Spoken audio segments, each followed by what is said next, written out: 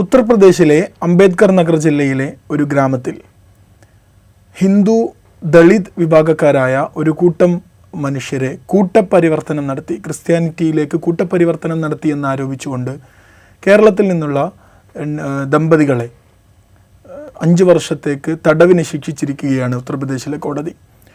ഇന്ത്യയിൽ ആദ്യമായി മതപരിവർത്തന നിരോധന നിയമം ഉപയോഗിച്ച് ആദ്യമായിട്ടാണ് ഇങ്ങനെ ഒരു ശിക്ഷാവിധി നടപ്പാക്കുന്നത്. ഈ വിഷയം നമ്മൾ ഇൻസൈറ്റിൽ ചർച്ച ചെയ്യുകയാണ്. സ്വാഗതം.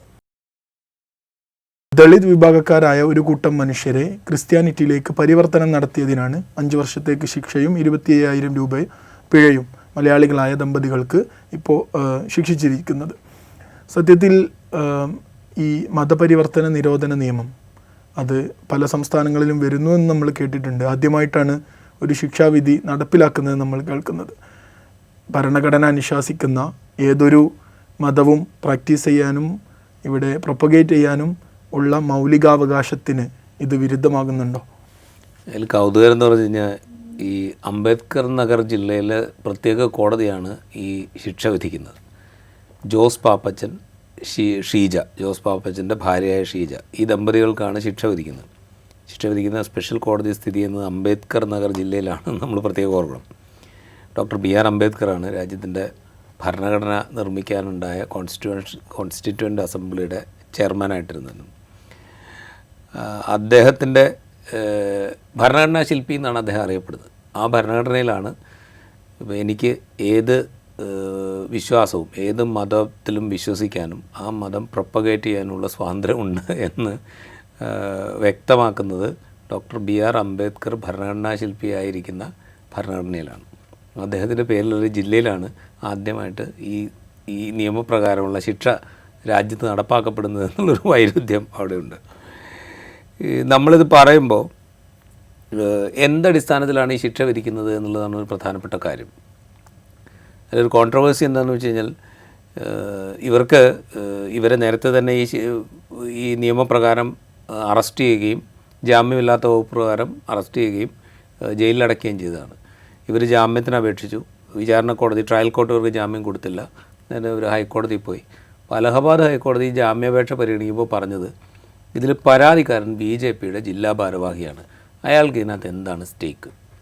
ഇതിൽ മാസ് കൺവേർഷൻ നടന്നിട്ടുണ്ടോ, ഞങ്ങൾ കൺവേർട്ട് ചെയ്യപ്പെട്ടു, അല്ലെങ്കിൽ ഞങ്ങളെ പ്രലോഭനം ഉപയോഗിച്ചുകൊണ്ട്, അല്ലെങ്കിൽ സമ്മർദ്ദം ഉപയോഗിച്ചുകൊണ്ട്, അല്ലെങ്കിൽ മറ്റേതെങ്കിലും രീതിയിൽ നിർബന്ധിച്ച് ഞങ്ങളെ കൺവേർട്ട് ചെയ്തുവെന്ന് ആരെങ്കിലും സ്വമേധയാ പരാതിപ്പെട്ടിട്ടുണ്ടെങ്കിൽ നിങ്ങൾക്ക് കേസ് നിലനിൽക്കും എന്ന് നിരീക്ഷിച്ചുകൊണ്ടാണ് ഈ പറയുന്ന ജോസ് പാപ്പച്ചനും ഭാര്യ ഷീജയ്ക്കും അലഹബാദ് ഹൈക്കോടതി ജാമ്യം അനുവദിക്കുന്നത്. അങ്ങനെ ഒരു കേസിലാണ്, അത് പരാതിക്കാരൻ BJPയുടെ ജില്ലാ പ്രസിഡൻ്റാണ്, ജില്ലാ പ്രസിഡൻറ്റോ ജില്ലാ ഭാരവാഹിയോ അങ്ങനെ ഒരാളാണ്. അയാൾ കൊടുത്ത പരാതിയിലാണ് ഈ ജില്ലയിലെ പ്രത്യേക കോടതി ഈ ശിക്ഷ വിധിക്കുന്നത്. ഇതിലൊരു ഈ നിയമം ഈ നിയമം കൊണ്ടുവരുന്നത് മതപരിവർത്തനം തടയാനുള്ള നിയമം കൊണ്ടുവരാനുള്ള ശ്രമങ്ങൾ കുറേ കാലം മുമ്പേ തുടങ്ങിയതാണ്. രാജ്യം സ്വാതന്ത്ര്യമാകുന്നതിന് മുമ്പേ തുടങ്ങിയതാണ്. അതിന് ശേഷവും നടന്നിട്ടുണ്ട്. 1954 ആദ്യമായിട്ട് ഈ മതപരിവർത്തനം തടയുന്നുള്ളൊരു നിയമം കൊണ്ടുവരാനുള്ള ശ്രമം രാജ്യത്ത് നടക്കുന്നത്. പക്ഷേ പാർലമെൻറ്റിൽ അത് ഇങ്ങനൊരു ബില്ല് അവതരിപ്പിക്കപ്പെട്ടു. പക്ഷേ ആരും പിന്തുണച്ചില്ല. അതുകൊണ്ട് പിന്തുണയ്ക്കുന്ന ആളുകളുടെ എണ്ണം വളരെ കുറവായിരുന്നു. അതുകൊണ്ട് ആ ബില്ല് പാസ്സായില്ല. പിന്നെ 1969 മറ്റോ വേറൊരു ബില്ല് കൊണ്ടുവന്നു, അതും പാസ്സായില്ല. രണ്ടാമത്തെ ബില്ല് വളരെ കൗതുകരമാണ്. അതായത് പിന്നാക്ക വിഭാഗങ്ങളുടെ മത സംരക്ഷണം ഉറപ്പാക്കുക എന്നുള്ളതായിരുന്നു രണ്ടാമത്തെ ബില്ലിൻ്റെ ഉദ്ദേശം. അത് കഴിഞ്ഞിട്ട് 1978 79 എപ്പോഴോ ഒരു ബില്ലൂടെ കൊണ്ടുവരുന്നുണ്ട്. ഈ വർഷങ്ങൾ എനിക്ക് അത്ര ഉറപ്പില്ല. പക്ഷേ 3 ബില്ല് എന്തായാലും പാർലമെൻറ്റിൽ കൊണ്ടുവന്നിട്ടുണ്ട്. അപ്പോഴൊന്നും ഈ ബില്ല് പാസ്സായിട്ടില്ല. അത് കഴിഞ്ഞിട്ട് ഈ 2014 നരേന്ദ്രമോദി സർക്കാർ അധികാരത്തിലെത്തിയതിന് ശേഷം ലോ കമ്മീഷൻ ഒരു റിപ്പോർട്ട് കൊടുക്കുന്നുണ്ട്. ആ റിപ്പോർട്ടിൽ പറഞ്ഞതെന്താണെന്ന് വെച്ച് കഴിഞ്ഞാൽ ഈ രാജ്യത്ത് മുഴുവൻ ബാധകമാകുന്ന വിധത്തിൽ ഈ മതപരിവർത്തനം നിയന്ത്രിക്കാനോ തടയാനോ പാകത്തിലൊരു നിയമം കൊണ്ടുവരിക പ്രായോഗികമല്ല. കാരണം വെച്ച് കഴിഞ്ഞാൽ ഇത് ഈ ക്രമസമാധാന പാലനവുമായി ബന്ധപ്പെട്ടൊരു വിഷയമാണ്. ആ ക്രമസമാധാന പാലനം സംസ്ഥാനങ്ങളുടെ വിഷയമായതുകൊണ്ട് സംസ്ഥാനങ്ങൾക്ക് മാത്രമേ അതിനകത്ത് നിയമം കൊണ്ടുവരാൻ പറ്റുള്ളൂ എന്നൊരു ശുപാർശ ലോ കമ്മീഷൻ കൊടുക്കുന്നുണ്ട്. അങ്ങനെ അതുകൊണ്ട് രാജ്യവ്യാപകമായിട്ടൊരു നിയമം നരേന്ദ്രമോദി സർക്കാർ കൊണ്ടുവന്നില്ല എന്നുള്ളതേ ഉള്ളൂ. അതിൻ്റെ തുടർച്ചയായിട്ട് ബാക്കി BJP ഭരിക്കുന്ന സംസ്ഥാനങ്ങളിൽ കുറേ എണ്ണം നിയമം തുടങ്ങുന്നത് BJP ഭരിക്കുന്ന കാലത്തല്ല കേട്ടോ. തുടങ്ങുന്നത് 978 മറ്റോ ആണ്. ഒഡീഷയാണ് ആദ്യമായിട്ട് ഇങ്ങനെ ഒരു നിയമം കൊണ്ടുവരുന്നത്. അതിനുശേഷം പിന്നെ മറ്റ് പല സംസ്ഥാനങ്ങളും കൊണ്ടുവരുന്നത്, ചില സംസ്ഥാനങ്ങൾ കൊണ്ടുവന്നതിന് ശേഷം പിൻവലിക്കുന്നുണ്ട്. ഇപ്പോൾ തമിഴ്നാട് ഒരു ഉദാഹരണമാണ്. തമിഴ്നാട് 2002 മറ്റോ ഇങ്ങനെ ഒരു നിയമം കൊണ്ടുവന്നു. പക്ഷേ അവിടുത്തെ ക്രിസ്ത്യൻ എതിർക്കുന്ന കക്ഷിയും കൂടെ നമ്മൾ പ്രത്യേകം പരാമർശിക്കണം. അവിടുത്തെ ക്രിസ്ത്യൻ വിഭാഗങ്ങളുടെ വലിയ എതിർപ്പ് പരിഗണിച്ചുകൊണ്ട് തമിഴ്നാട് ആ നിയമം റിപ്പീൽ ചെയ്യുകയാണുണ്ടായത്. അപ്പോൾ ഇങ്ങനെ പല എന്താ പറയുക മുൻകാല അനുഭവങ്ങളും നമ്മുടെ മുമ്പിലുണ്ട്. പക്ഷേ ഈ 2014 ശേഷം ഉണ്ടായ സിറ്റുവേഷൻ എന്ന് പറഞ്ഞു കഴിഞ്ഞാൽ ലവ് ജിഹാദ് എന്ന് പറയുന്ന വ്യാജ പ്രചാരണം വലിയ തോതിൽ ഉണ്ടാവുകയും, 2014 ഉണ്ടായത്, അതിന് മുമ്പേ തന്നെ ഉണ്ടായതാണ്. ആ ലവ് ജിഹാദ് ഇല്ലാത്തൊരു സംഗതിയാണ് ലവ് ജിഹാദ് എന്ന് പറയുന്ന സംഗതി. അതിനെ തടയാൻ എന്നുള്ള പേരിൽ BJP ഭരിക്കുന്ന സംസ്ഥാനങ്ങൾ ഇത്തരം നിയമങ്ങൾ കൊണ്ടുവരികയും ചെയ്തു. അതിൽ ഉത്തർപ്രദേശ് കൊണ്ടുവന്നു, കർണാടക കൊണ്ടുവന്നു, പിന്നെ ഉത്തരാഖണ്ഡ് കൊണ്ടുവന്നു, രാജസ്ഥാൻ കൊണ്ടുവന്നു. രാജസ്ഥാൻ കൊണ്ടുവരുന്നത് ഈ കഴിഞ്ഞ തെരഞ്ഞെടുപ്പിൽ BJPയുടെ അധികാരത്തിൽ വന്നതിന് ശേഷമാണ്. മധ്യപ്രദേശ് കൊണ്ടുവരുന്നു. അങ്ങനെ പല സംസ്ഥാനങ്ങളും, ഛത്തീസ്ഗഡ് കൊണ്ടുവരുന്നു. BJP ഭരിക്കുന്ന സംസ്ഥാനങ്ങളൊക്കെ ലവ് ജിഹാദ് എന്ന് പറയുന്ന എന്തോ ഒരു വലിയ സംഭവമുണ്ട്, അതിനെ തടയണം എന്ന് പറഞ്ഞിട്ട് ഇങ്ങനെ ഒരു നിയമം കൊണ്ടുവരായത്. ആ നിയമത്തിൻ്റെ അടിസ്ഥാനത്തിലാണ് ഇപ്പോൾ ശരിക്കും ഉത്തർപ്രദേശ് ഒരു തവണ ഓർഡിനൻസ് ഇറക്കി. പിന്നെ ആ ഓർഡിനൻസ് റിപ്പീൽ ചെയ്യാൻ പകരം വയ്ക്കാൻ പാകുന്ന നിയമം കൊണ്ടുവന്ന് 2020. 2024 അതൊന്നുകൂടെ ഭേദഗതി ചെയ്തു. 2020 ഉത്തർപ്രദേശ് ചെയ്തത് 10 വർഷം വരെ തടവ് ശിക്ഷ ലഭിക്കാവുന്ന, അതായത് ഇപ്പോൾ പണം കൊടുത്ത് മതപരിവർത്തനം നടത്തുക, അല്ലെങ്കിൽ വിവാഹ വാഗ്ദാനം നൽകിയിട്ട് മതപരിവർത്തനം നടത്തുക, അതല്ലെങ്കിൽ ഏതെങ്കിലും വിധത്തിലുള്ള പ്രലോഭനങ്ങൾ കൊടുത്തുകൊണ്ട് ഇപ്പോൾ ഏതെങ്കിലും ഉയർന്ന വിദ്യാഭ്യാസ സ്ഥാപനത്തിൽ നിങ്ങളുടെ കുട്ടികൾക്ക് അഡ്മിഷൻ നേടിക്കൊടുക്കാം എന്ന് പറഞ്ഞിട്ട് കൺവേർട്ട് ചെയ്യുക, അങ്ങനെയുള്ള അല്ലെങ്കിൽ ഫോഴ്സ് ചെലുത്തുക, ഇത്തരം നിയമവിരുദ്ധമായ പ്രവർത്തനങ്ങളിലൂടെ കൺവേർഷൻ മതപരിവർത്തനം നടത്തുകയാണെങ്കിൽ അത് 10 വർഷം വരെ തടവ് ലഭിക്കാവുന്ന കുറ്റമായിട്ടാണ് ആദ്യത്തെ നിയമത്തിലുണ്ടായിരുന്നത്.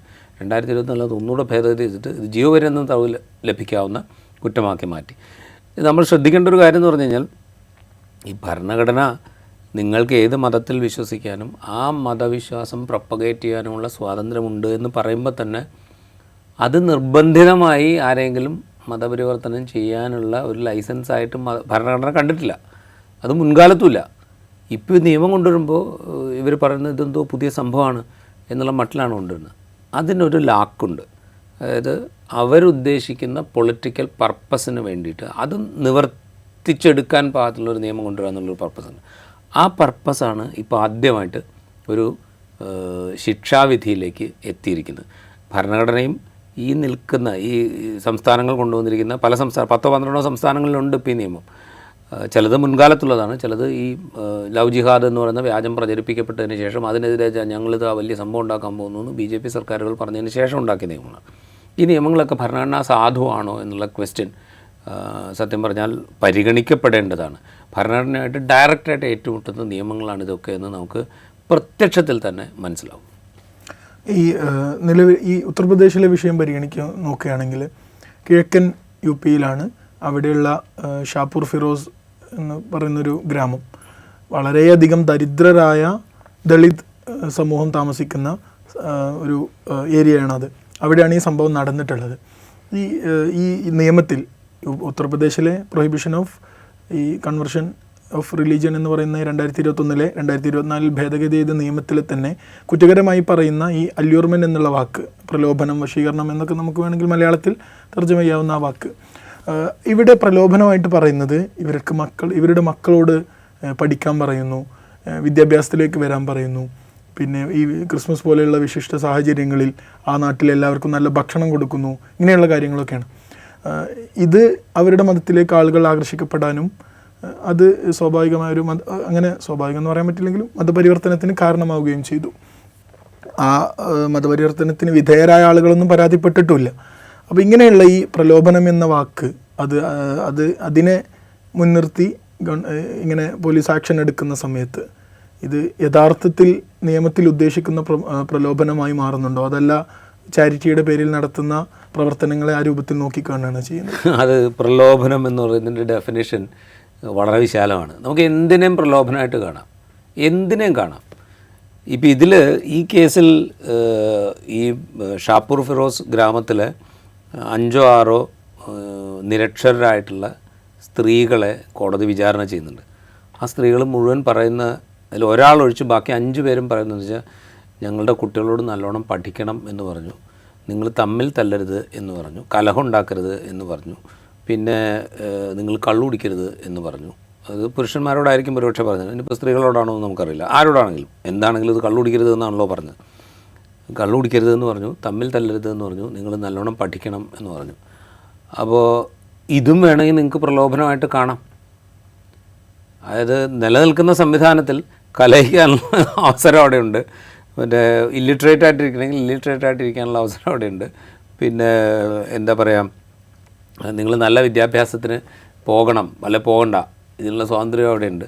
അപ്പോൾ അതിന് വിരുദ്ധമായിട്ട് എന്തൊരു കാര്യം പറയുകയാണെങ്കിൽ അതും ഒരു പ്രലോഭനമായിട്ട് വേണമെങ്കിൽ കാണാം. അത് നിയമത്തെ നിങ്ങൾ എങ്ങനെ വ്യാഖ്യാനിക്കുന്നു എന്നുള്ളത്. ഈ ഭരണകൂടത്തെ സംബന്ധിച്ച് നിങ്ങൾ നല്ല വിദ്യാഭ്യാസം ആർജിക്കണമെന്ന് ആരെങ്കിലും പറയുകയാണെങ്കിൽ അതൊരു പ്രലോഭനമോ അല്ലെങ്കിൽ അപകടമോ ആയി കാണാവുന്ന ഒരു ഭരണകൂടമാണ് രാജ്യത്ത് നിലനിൽക്കുന്നതെന്ന് നമുക്കറിയാം. കാരണം വെച്ചാൽ ആരെങ്കിലുമൊക്കെ പഠിക്കുകയോ എന്തെങ്കിലും വായിക്കുകയോ അല്ലെങ്കിൽ കാര്യങ്ങൾ മനസ്സിലാക്കുകയോ ചെയ്തു കഴിഞ്ഞാൽ ഈ ഭരണത്തിന് നേതൃത്വം നൽകുന്നത് മുതൽ താഴേക്കുള്ള സകല മനുഷ്യന്മാരും പറഞ്ഞുകൊണ്ടിരിക്കുന്ന കാര്യങ്ങൾ മുഴുവൻ ഒന്നുമില്ലെങ്കിൽ നുണയാണ്, അല്ലെങ്കിൽ പകുതി നുണയാണ്, അല്ലെങ്കിൽ ആളെ പറ്റിക്കാനുള്ള പരിപാടിയാണ്, അല്ലെങ്കിൽ ആളുകൾക്കിടയിൽ വിഷം കലർത്താനുള്ള പരിപാടിയാണ് എന്ന് നാട്ടുകാർക്ക് മനസ്സിലാവും. അപ്പോൾ അതുകൊണ്ട് ആളുകളോട് ആരോടെങ്കിലും നിങ്ങൾ പഠിക്കണം എന്ന് പറഞ്ഞാൽ ഈ ഭരണകൂടത്തിന് പ്രശ്നമാണ്. അതിപ്പോൾ യോഗി ആദിത്യനാഥ് ഭരണകൂടമാണെങ്കിലും കൊള്ളാം, അല്ലെങ്കിൽ മധ്യപ്രദേശിലുള്ള ഭരണകൂടമാണെങ്കിലും കൊള്ളാം, രാജസ്ഥാനിലുള്ള ഭരണകൂടമാണെങ്കിലും കൊള്ളാം, ഇന്ത്യ മൊത്തത്തിൽ ഭരിച്ചുകൊണ്ടിരിക്കുന്ന നരേന്ദ്രമോദി ഭരണകൂടമാണെങ്കിലും കൊള്ളാം, നിങ്ങൾ നല്ലവണ്ണം പഠിക്കണം, കാര്യങ്ങൾ മനസ്സിലാക്കണം എന്ന് പറഞ്ഞു കഴിഞ്ഞാൽ അവർക്ക് പ്രശ്നമാണ്. അപ്പോൾ അതൊരു വലിയ പ്രശ്നമാണ്. അതൊരു ക്രിമിനൽ ആക്റ്റായിട്ടാണ് അവർ കാണുന്നത്.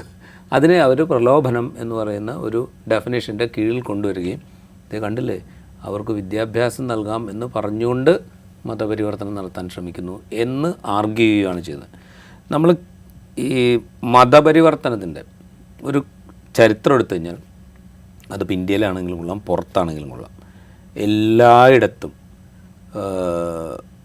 സമൂഹത്തിൻ്റെ താഴേക്കിടയിൽപ്പെട്ട് അല്ലെങ്കിൽ സാമ്പത്തികമായിട്ടോ സാമൂഹ്യമായിട്ടോ വിദ്യാഭ്യാസപരമായിട്ടോ ഒക്കെ പിന്നാക്കം നിൽക്കുന്ന വിഭാഗങ്ങൾക്ക് അവരുടെ അന്തസ്സ് ഉയർത്താൻ പാകത്തിനുള്ള ശ്രമങ്ങൾ നടത്തിക്കൊണ്ടാണ് ആളുകൾ പുതിയ വിശ്വാസധാരയിലേക്ക് കൂടുതൽ ആളുകളെ ചേർത്തിരിക്കുന്നത്. അത് പുതിയ കാര്യമൊന്നുമില്ല. അപ്പോൾ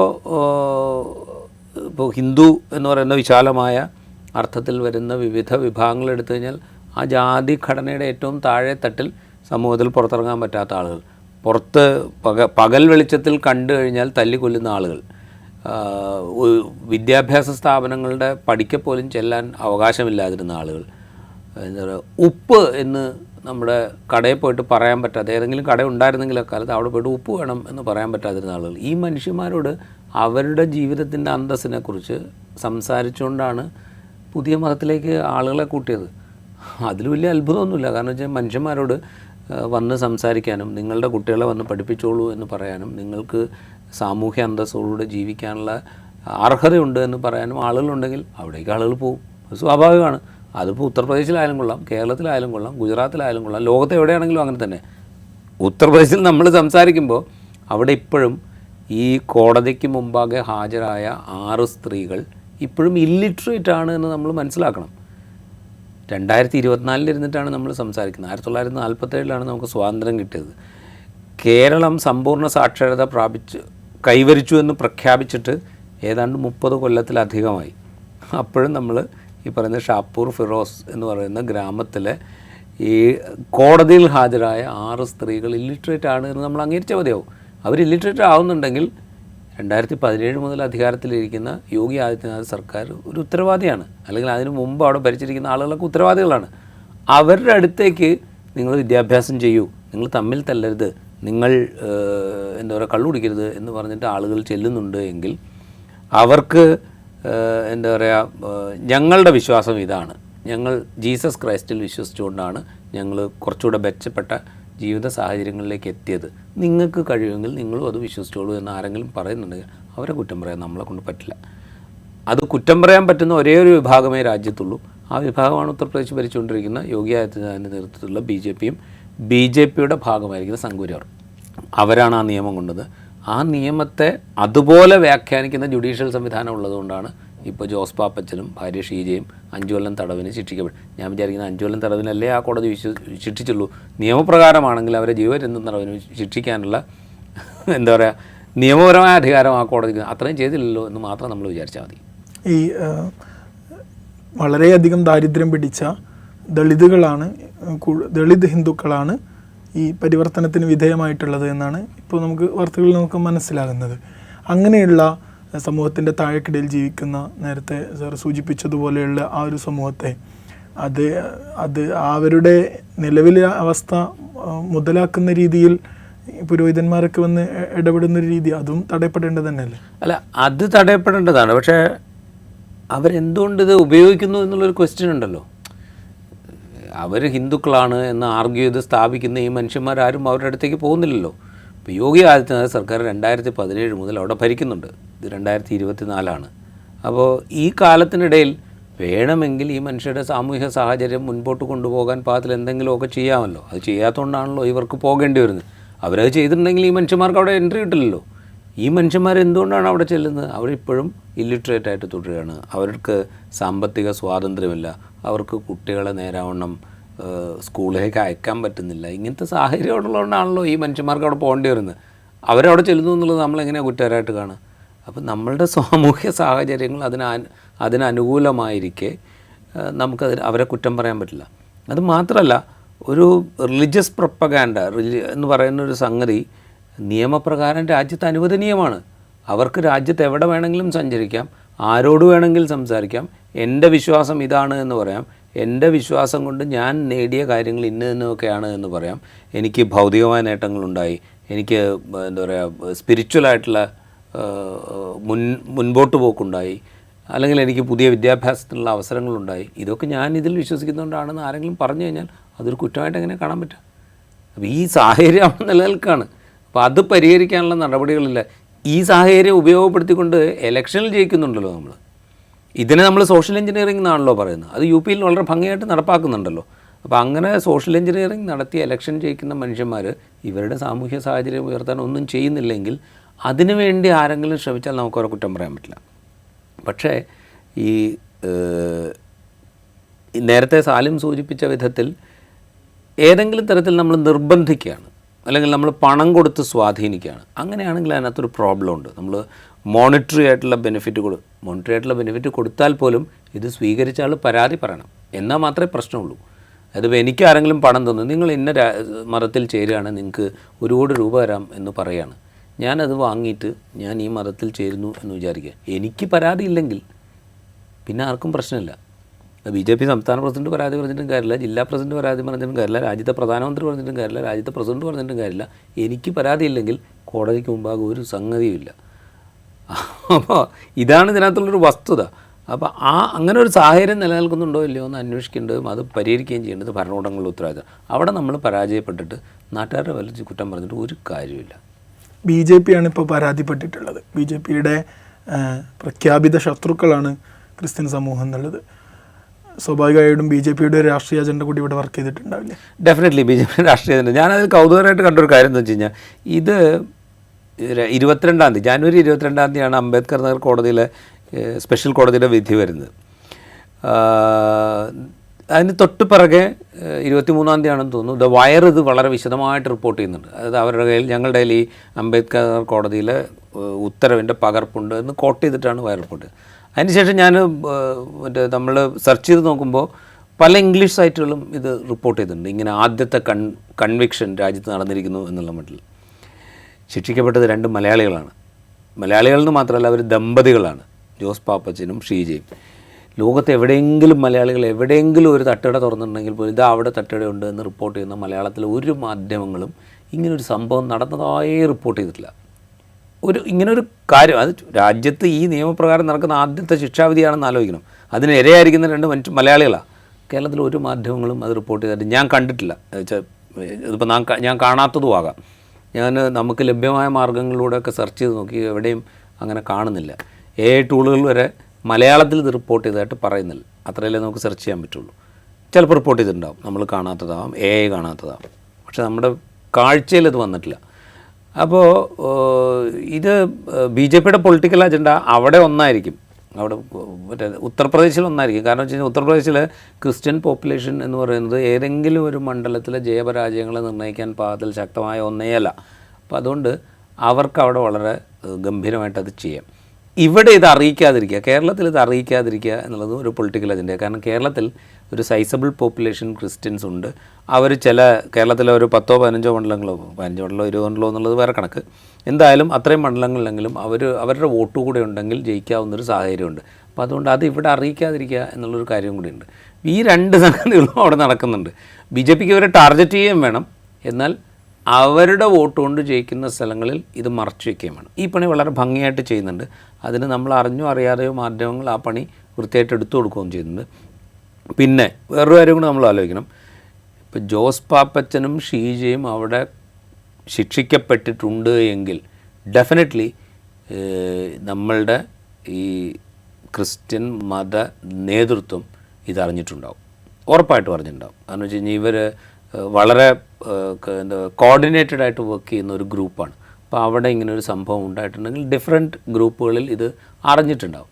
കേരളത്തിലെ ഏതെങ്കിലും ഒരു റിലീജിയസ് ലീഡർ ഇതിനെക്കുറിച്ച് സംസാരിച്ചായിട്ട്, ക്രിസ്ത്യൻ റിലീജിയസ് ലീഡർ ഇതിനെക്കുറിച്ച് സംസാരിച്ചായിട്ട് ഇതുവരെ നമ്മുടെ അറിവില്ല. എന്തുകൊണ്ടാണ് അവർ സംസാരിക്കാതിരിക്കുന്നത്?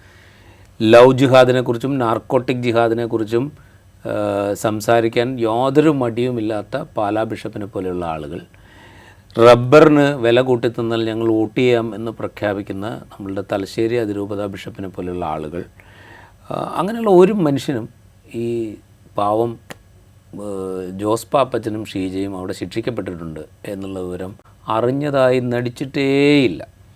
ഇത് ഭരണഘടന നൽകുന്ന ഒരു അവകാശത്തിന് വേണ്ടി പ്രവർത്തിച്ചതിൻ്റെ പേരിലാണ് ഇവർ ശിക്ഷിക്കപ്പെട്ടത് എന്ന് വിമർശന ബുദ്ധിയോടുകൂടെ പറയാനുള്ള, ആരെയും കുറ്റപ്പെടുത്തണ്ട, വിമർശന ബുദ്ധിയോടുകൂടെ പറയാനുള്ള ഒരു ആത്മധൈര്യം പോലും ഇവരാരും കാണിച്ചിട്ടില്ല. അപ്പോൾ ഇത് കൃത്യമായ പൊളിറ്റിക്സാണ്, സംശയമൊന്നുമില്ല. BJPയുടേതായ കൃത്യമായ രാഷ്ട്രീയമുണ്ട്. അതെങ്ങനെയാണ് ചെയ്യേണ്ടത് എന്ന് അവർക്കറിയാം. അവർ മണിപ്പൂരിൽ കാണിച്ചുകൊണ്ടിരിക്കുന്നത് നമുക്കറിയാം. അതിൻ്റെ വേറെ പല രൂപങ്ങളാണ് നിയമവിധേയമായിട്ട് ഇത് ചെയ്തുകൊണ്ടിരിക്കുന്നത്. അത് മാത്രമല്ല, വേറൊരു കാര്യം കൂടെ നമ്മൾ ആലോചിക്കണം. ഭരണഘടന അവിടെ നിലനിൽക്കെ തന്നെ ഭരണഘടനയെ മറികടന്ന്, ഭരണഘടനയിലെ വ്യവസ്ഥകളെ മറികടന്നുകൊണ്ട് എങ്ങനെയാണ് നിയമപ്രകാരം കാര്യങ്ങൾ ചെയ്യുക എന്നവർ കാണിച്ചു തന്നുകൊണ്ടിരിക്കുക. ഇത് പല ഭാഗത്തായിട്ട് പല കേസുകളുണ്ട്. ഇതിപ്പോൾ ആദ്യമായിട്ട് ഒരാൾ ശിക്ഷിക്കപ്പെട്ടു എന്നുള്ളതുകൊണ്ടാണ് ഇത് പുറത്തേക്ക് വരുന്നത്.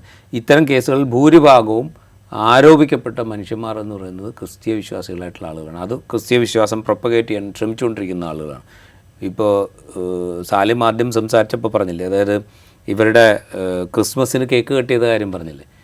ക്രിസ്മസിന് കേക്ക് കെട്ടിയത് കാര്യം മാത്രമല്ല, ഉത്തർപ്രദേശിൽ വേറൊരു ഇതേപോലെ ക്രിസ്തീയ വിശ്വാസം പ്രൊപ്പഗേറ്റ് ചെയ്യുകയും ആദിവാസികൾക്കിടയിൽ പ്രവർത്തിക്കുകയൊക്കെ ചെയ്യുന്ന ഒരു പാസ്റ്ററും അദ്ദേഹത്തിൻ്റെ ഭാര്യയും അവർ ദത്തെടുത്തൊരു കുട്ടിയുടെ ബർത്ത്ഡേ സെലിബ്രേഷനിൽ കേക്ക് കട്ട് ചെയ്യാൻ തീരുമാനിച്ചു.